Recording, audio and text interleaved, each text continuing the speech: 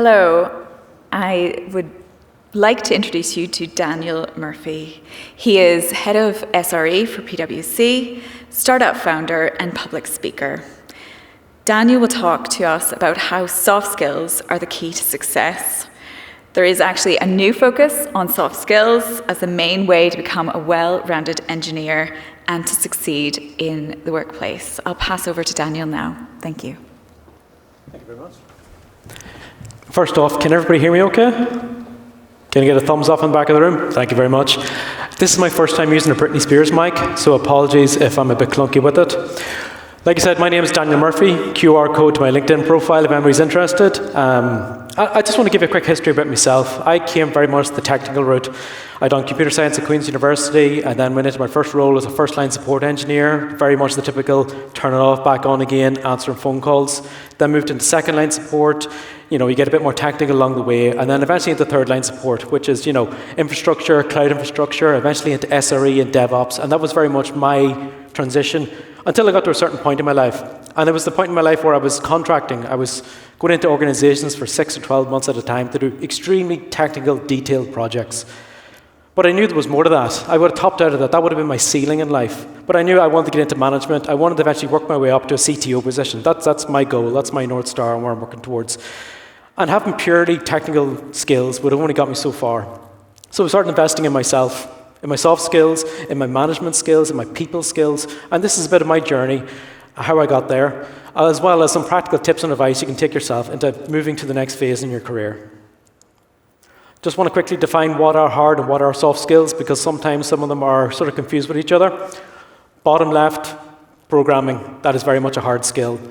Empathy, communication, organization, creativity, teamwork, they're more on the soft skill side of things. Things that you typically don't learn at university in a computer science degree. The things that have to be learned through either hard work or in the real world. I want to give you a quick example of where I think the divide happens between soft skills and hard skills. Now, this data is about 3 years old, and it's based on salaries in England, so ignore the figures. They're not entirely accurate, but I want to give you a flavour of where the typical pathway is. You typically start out as a junior developer or a graduate or some kind of apprentice in an organisation. You'll then move up to a sort of a mid-state engineer, and then eventually work your way up to sort of a senior developer in an organisation. And then eventually the pinnacle typically is lead developer. And that's sort of where technical skills top out in any kind of organisation that's sort of developer-focused. To move to the right-hand side of the screen is when you start moving into more of the management side of things. So that's when you really need to start focusing on soft skills. A dev manager typically looks after a group of smaller developers, typically a team of 4 to 8 engineers. If it's bigger than that, then they typically move to a people manager where they lose all their technical skills and focus primarily on people management. At this stage, you can typically divide into 2 pathways: stay in the management route or move into the architecture route. The architecture route is going to put you in front of the customer more so, whereas the head of department kind of role is going to put you in front of all the other dev managers and all the other departments inside that organization. And then last but not least, if you really do make it to the 0.1%, you'll eventually find yourself in the kind of a CTO kind of role. That's when you're in the big bucks, but that's when your sphere of influence is probably the biggest it's going to be. You notice as you move up this chain or this sequence of roles throughout an organization, what you do and who you can influence increases every time. When you start out in your role, the only people you can really influence, the people to the left and to the right, are the people on your same team. As you move up to a lead engineer, you can probably influence that entire team, plus the other lead engineers in the organization. As you move up to a dev manager, it's your entire development organization and the other dev teams in that organization. And last but not least is your CTO. He can influence everything, the entire organization, the direction it's taking, plus the direction that your organization is taking in the wider industry and in the wider world. To understand soft skills, you need to understand yourself. And you need to understand the people around you. People are broken down into 4 main categories, and I'm going to color code them just for talk's sake. We have red, green, yellow, and blue. Red people are very headstrong. They are people that have a clear focus and a drive and determination, and they will not stop until they get to that goal. You find red people in your organization are typically the ones that step on people's toes. They're so mono-focused on what they want to do, they rub people up the wrong way. You then have yellow people. Yellow people are your creative types. Probably most of the UX and UI designers and the designers in your organization are of the yellow-based type. They're quite compassionate. They can be very solely focused as well. And then you have the green people. Green people probably make up 80% of the entire organization. And the green people essentially are the sheep. They're helpful, they're interested, they're quite chilled out, laid back, down to earth. Most people sit in the green category. And then last but not least, there's the blue category. The blue category are quite like the red people. They're extremely linear focused, but they're all about data, statistics, and detail. They do make a big impact, but it takes them a long time to get there. And they will not move anywhere unless it's their idea to move to that direction. So everybody needs to think about what kind of baseline they are. I am very much a green, but I have red traits. There's no way I could be on this stage right now if I was a purely green personality type. My wife is as green as they come. She is the most unimaginative person going. If you give her a box of Lego, she couldn't build a cube out of it.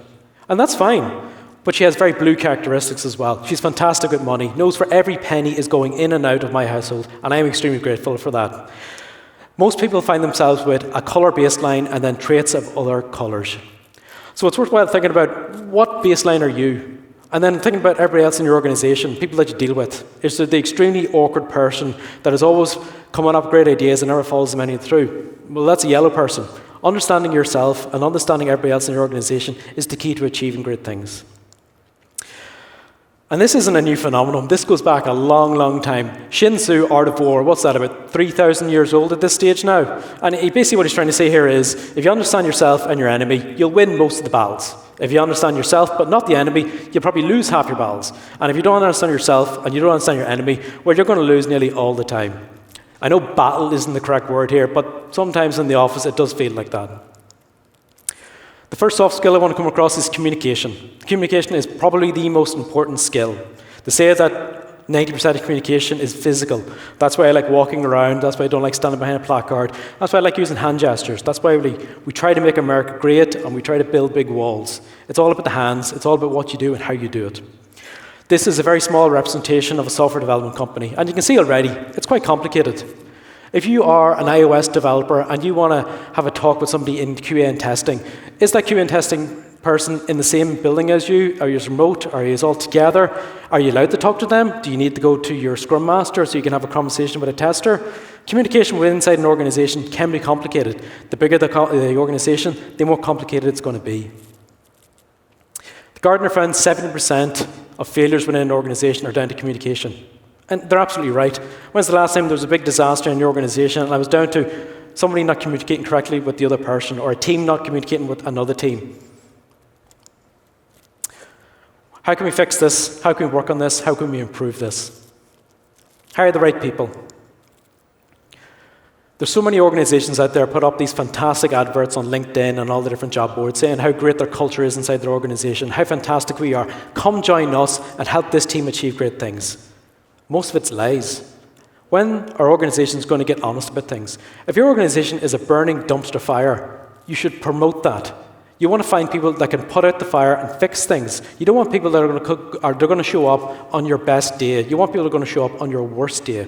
So employers need to get honest with who they're hiring and why they're hiring these people. I love to use the OKR model. And the OKR model is this, and it's all to do with making sure everybody's on the same page. I'll give the example of a Formula One team. The boss of Ferrari there says, I want to win the Monaco Grand Prix. So he brings in his top guys from all the different teams. So he brings in his head of the drivers, head of the car, and head of the pit crew, and says, I want to win the Monaco Grand Prix. How are we going to do that? And the three other guys sit down and go, right, well, a head of driver says, I'm going to take the driver on more personal training sessions so we can work on his agility in the corners. Monaco is a tight circuit, lots of corners, so we need to work on that. The head of the car team then says, right, well, I'm going to change the aerodynamics of the front and back wings because we're doing so much cornering and make it more efficient. And then the head of the pit crew says, well, we're doing drills twice a week, we're going to do drills 4 times a week so we can shave 2 seconds off our pit stop. I mean, 2 seconds ridiculous, but half a second or something along those lines. Then these 3 guys go to each one of the individual teams, and everything they get their team to do is purely focused on achieving that overall task of winning the Monaco Grand Prix. How often do you sit down with your line manager or whoever looks after your department and you set out your yearly goals? What have those goals got to do with the overall goals of your organization? Are you all on the same page? Are you making these goals for self-development, but these goals actually aren't going to help your overall organization achieve? Creating an infrastructure where you can have good communication. Feedback, feed forward in an organization is critical. How often is a developer building something and they're actually feeding forward to the last team in the sequence, which could be the developer, the support teams, or the infrastructure teams, or the DevOps teams, to say, I'm building this, I'm building it on Node.js, it's going to require you to upskill and do all these things. Most of the time, absolutely never. Most of the times, there's no forward feedback in any of these sequences. Then there's also no positive feedback. How often does a product get to the very end of its life cycle and it gets fed back to the development team to say, good job? Most of the time, developers get their feedback by silence, by getting no bug reports, by getting no fixes or no hot fixes required. Having positive feedback to say good job is critical for good communication. Negative feedback is probably the only feedback developers ever get. What you released last month was terrible. These are all the things we need to fix about it. Go fix them. Making a culture that promotes communication.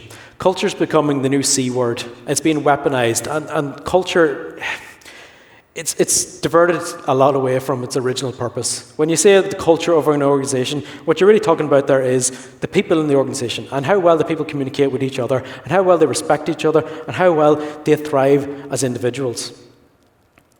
Companies putting up these lovely LinkedIn adverts saying, we have amazing culture, is an absolute lie. You really don't know the culture of an organization until you're in there for 6 or 12 months at a time.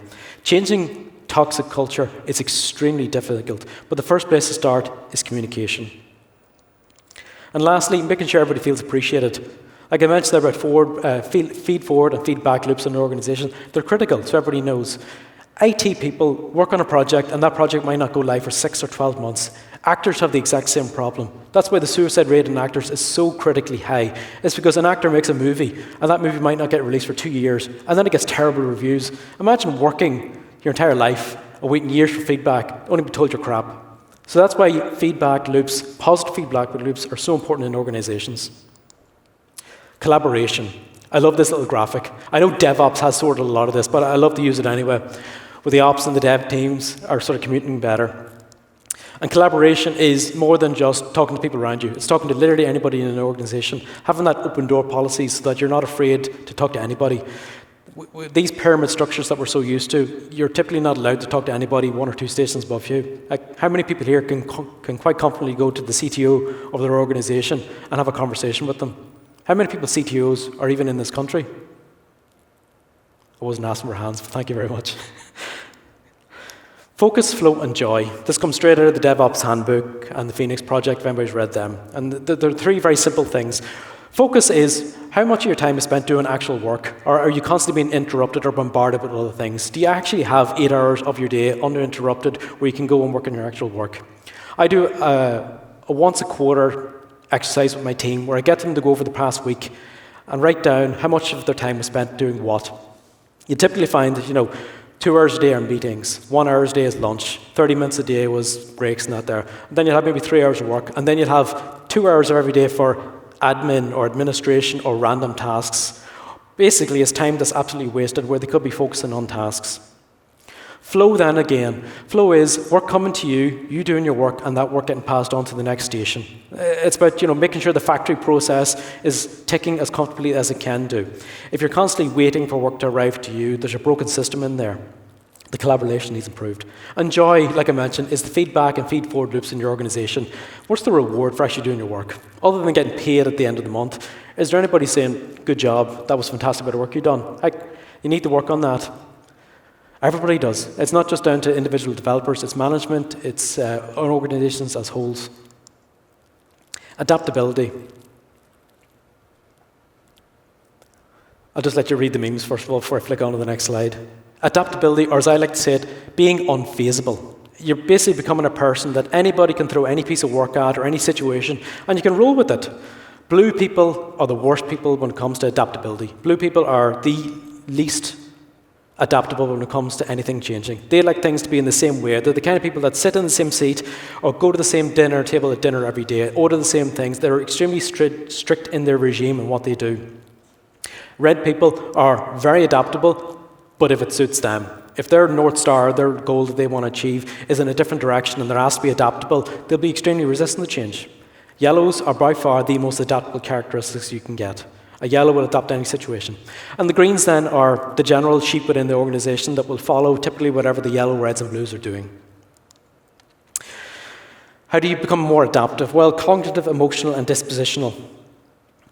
Cognitive is different thinking strategies. If you're doing the same thing over and over again and you're getting the same results and the same negative results, it might be worthwhile thinking about doing things in a different way. Changing your strategy or approach by how you're actually thinking about things. Emotional then.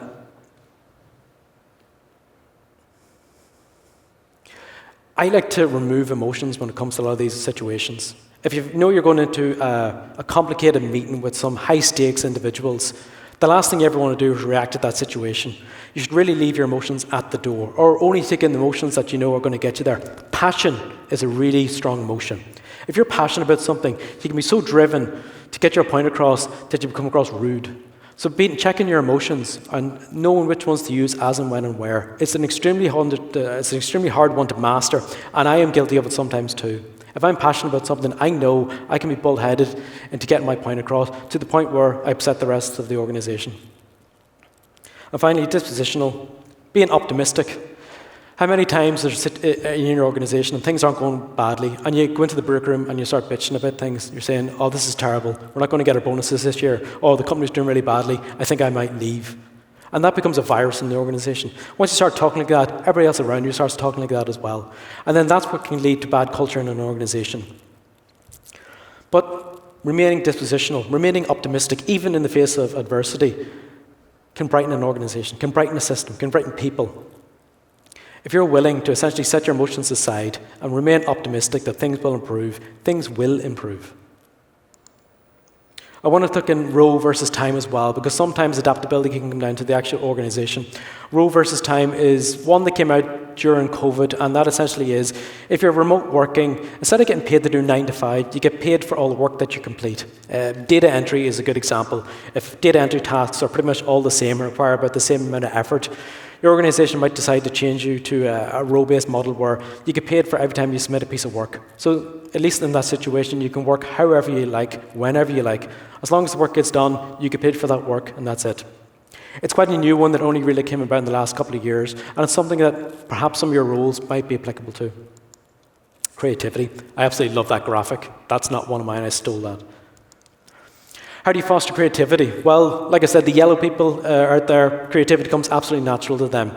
Green people, yes, but it's difficult for them. They need to get nurtured and brought along on this process. Blue people are hilariously uncreative. Blue people are very much logic-driven and prefer the data side of things as well. They live in spreadsheets. Red is creative, but if it suits their needs. They can be creative in achieving whatever goal they want. Sometimes not the organization's goals, but their own.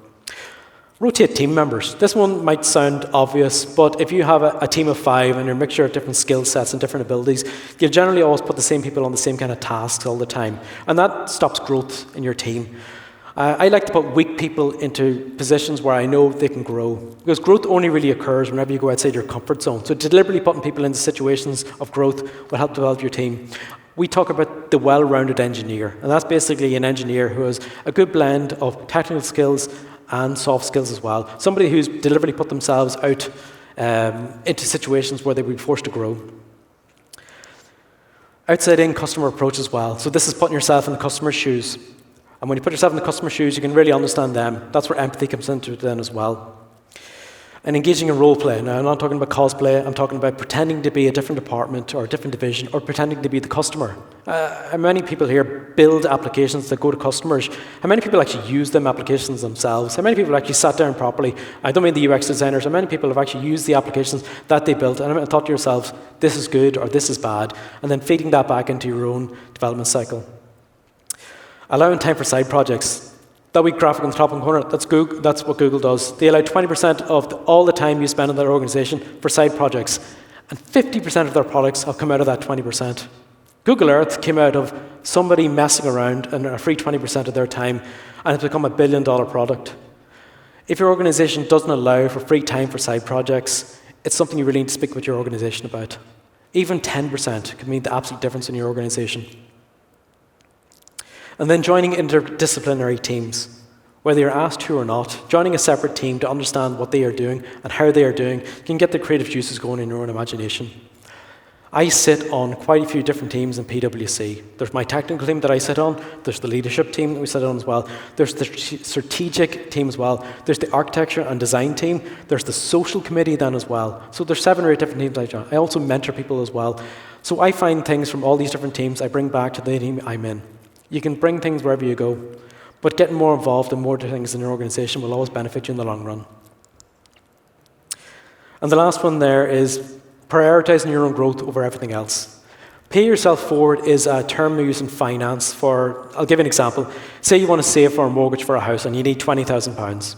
So every month, whenever you get paid, you pay your rent, you pay your bills, you pay for your food, electricity, etc. And then whatever you have left over at the end, you typically take that and put it towards saving for a mortgage. That's the old-fashioned way or the bad way to do things. What you should do is, whenever you get paid, you take some of that money and you put it straight into savings for your mortgage deposit. And then you pay everything else after that. So you're prioritizing the thing that you really want to achieve over everything else.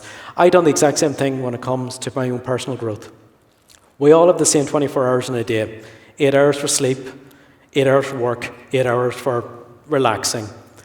What I'd done early in my career, whenever I was really trying to focus this, at one stage I was a triple certified architect, so Azure, AWS, and GCP, and that was crucial to get me into SRE and to get me into all the roles I did in my life.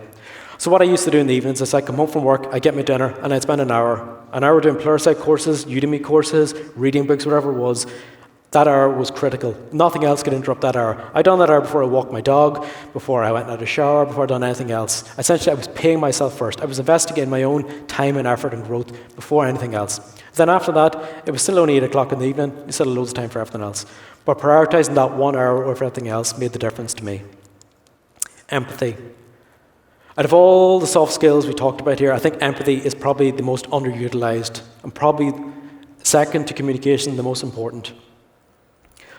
I think in the technology industry, there's a real lack of empathy. Compared to other departments, I think empathy is probably gets a very low weighting. How do you practice empathy? Active listening. So when you're talking to somebody, are you actually talking to them, or are you just waiting to say something back to them? Are you listening to them to really what they're saying, or are you listening just to respond to what they're saying? I like to use the 3-to-1 rule. And the 3-to-1 rule is this. You ask 3 questions to them for every one thing you say to them. So if you're talking to somebody and they say, oh, I went to the cinema at the weekend, you say like, oh, who did you go with? And they go around. I said, oh, what movie did you go see? Oh, excellent. Oh, what cinema did you go see? Whereas beforehand, somebody would say, I went to the cinema weekend. Oh, did you? That's nice. I went to the beach with my dogs. 2 very different approaches to the exact same conversation.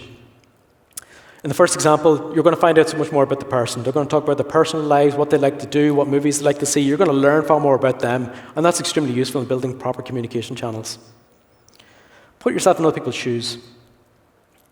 I know people think of empathy as, oh, my dog passed away at the weekend, I'm very sorry for your loss, kind of thing. Empathy is a daily thing that we need to talk about. It's a lot more than just loss. Empathy is understanding people. So putting yourself in other people's shoes. Say you're going in for your daily stand-up meeting and there was a bad weekend. People were on call, we're getting called out on a Saturday night. The first thing you should be saying is, guys, I know you had a terrible weekend. I know X, Y, and Z went wrong. Okay, how are we going to fix that this week? Whereas the old approach would have been, oh, here, everything broke at the weekend. You had a terrible weekend. Okay, back to me. The red people in this organization are terrible at empathy. Reds talk about nothing but themselves. And if you tell somebody, a red, something that's going on in your life, he'll instantly change it back to himself. Yellow's a lot more empathetic. Because of that creative type, they like to think up in the clouds. So while they do have empathy traits, it's not their main thing. Your greens are the most empathetic people going. Like I said, they're 70% of the overall population, and they're the ones that are more grounded in reality. Blues are also really lacking in empathy then as well. Blues see themselves more as robots, where data and driven are the only thing that they really care about. Avoiding hasty judgments. That's just taking 5 minutes before you jump in and say something. Like I mentioned about earlier on, if you're in a heated conversation and you're really passionate about something, it's about taking a few breaths, taking a wee second, just to compose yourself then as well. Jumping into things hastily can lead to a lot of bad implications. And lastly, This isn't a real term, this is one that I come up, but it's weaponized empathy. Essentially, it's using empathy as a tool to achieve your goals and what you want to do. It's a horrible term, and I don't condone it, but it can be extremely helpful. If you can use empathy to your advantage, you can gain advantages over anybody in your organization that you want to. If it's a manager whose job you want, you can be empathetic to them. Empathy very rarely runs uphill. You typically find that if you have a loss in your family, somebody like a manager will come to you and say, I'm very sorry for your loss. When's the last time you've ever gone to a CTO and practiced empathy towards them? The company got out a bad quarter. Are you really going to go up to a CTO and say, Bob, I'm really sorry, you're not going to get your 50K bonus this quarter? But practicing empathy, the higher up the food chain, is extremely helpful because they never hear it. The higher up in an organization goes, the less empathy that there is floating around. Like a board of directors are extremely unempathetic to each other. They're not going to say, guys, company's doing really badly, let's just take 5 minutes and really think about ourselves for a minute. No, it's going to be, who can we fire to fix this? So to summarize all that, communication, collaboration, adaptability, creativity, and empathy. Those are the 5 key elements I would say to take away from this. Understand your personality type and what colour you are. Understand everybody else around you and what colours they are. And then from there, we can all start making some changes in our lives. Thank you very much.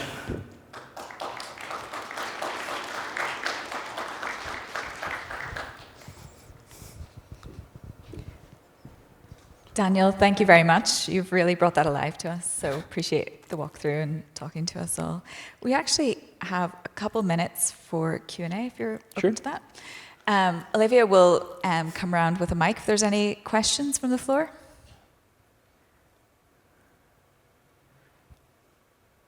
Question back corner. It has to be the furthest place away from Olivia. Yeah, a bit of Can a we get the run next for question Olivia. up here afterwards?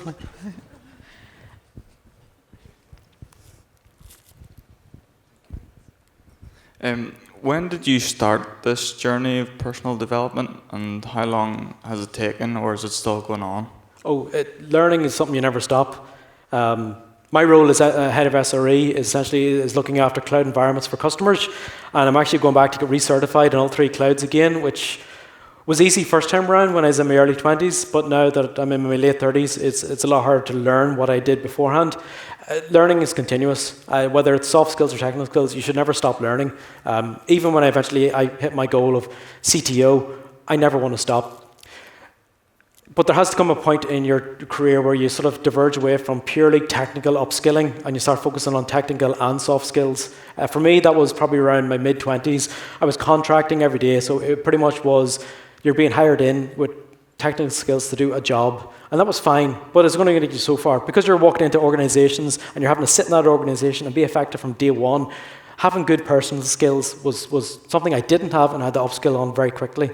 So for me, it was all about situation. I was in a situation where if I didn't upskill quickly, I would lose my role as a contractor and the money that it brought towards me and my family. Make sense?